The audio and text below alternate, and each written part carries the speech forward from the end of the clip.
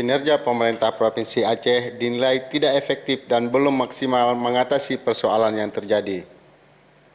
Penilaian tersebut disimpulkan berdasarkan indikasi semakin tingginya angka pengangguran, rendahnya mutu pendidikan, dan semakin tingginya angka kemiskinan yang terjadi. Tingkat kemiskinan malah menjadi yang terburuk kedua di Sumatera. Hal tersebut dikatakan oleh sejumlah wartawan dalam diskusi bersama anggota Dewan Perwakilan Rakyat Aceh beberapa waktu lalu di Loksmawe.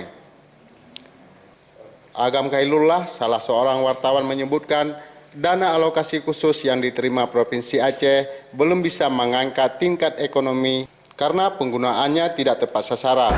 Dana otsus ini merupakan untuk mendongkrak perekonomian masyarakat tujuannya. Inilah bagi hasil ketika terjadi konflik masa lalu di Aceh. Namun nyatanya saat ini dana otsus ini yang tidak dipergunakan dengan baik. Ada beberapa daerah di Aceh, dana otsus itu digunakan untuk pembangunan kantor bupati,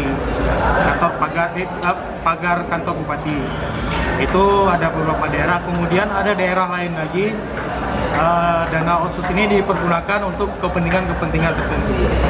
Kalau kita merujuk ke aturannya, dana otsus ini kan untuk meningkatkan perekonomian secara berkelanjutan.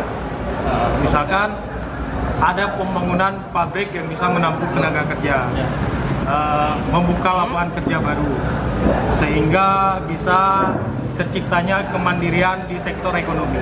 Ini yang belum terjadi mungkin di Aceh. Azhari Cage, Ketua Komisi 1 DPR Aceh, mengakui kinerja pemerintah belum maksimal.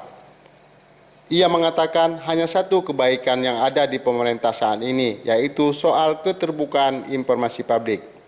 Tentang keterbukaan informasi publik, itu satu kebaikan yang dapat dilakukan sekarang. Akses daripada masyarakat untuk menjumpai dewan, untuk menjumpai bupati, untuk menjumpai gubernur, DPRA, ini terbuka luas, terbuka lebar, baik kepala-kepala dinas juga, dan mengetahui program-program yang ada di pemerintah. Dari Loksmawe, M. Nausin melaporkan.